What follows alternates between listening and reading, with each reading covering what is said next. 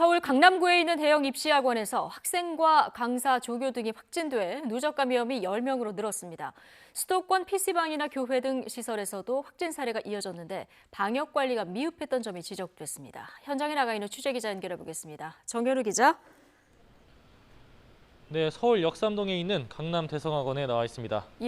정 기자가 나가 있는 그 학원에서 확진자가 여럿 나왔다는 건데요. 지금 수업은 안 하는 거죠?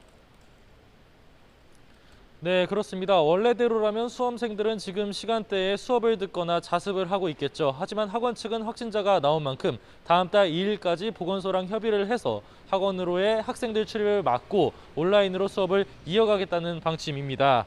지난 23일 학생이 처음으로 확진 판정을 받으면서 지금까지 누적 감염이 10명까지 늘어났습니다.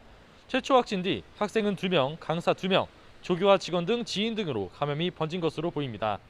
지금은 소독 등 방역 조치를 마치고 전수검사 결과 나머지를 기다리고 있는데요. 학원에서의 환기가 어려웠던 점이 감염이 번진 이유가 아니냐는 분석도 나오고 있습니다. 그 밖에도 수도권 곳곳에서 소규모 집단 감염 사례가 새로 나오거나 몸집을 불리고 있습니다.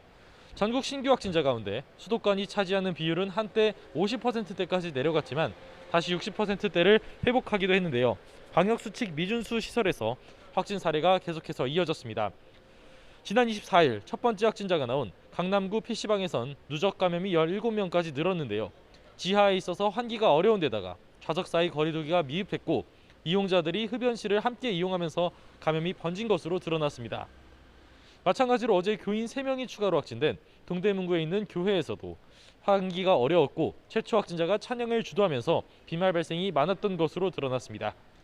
그 밖에도 과천에 있는 어린이집이나 남양주시 교회 등 곳곳에서 10명대 신규 확진자가 나왔는데요.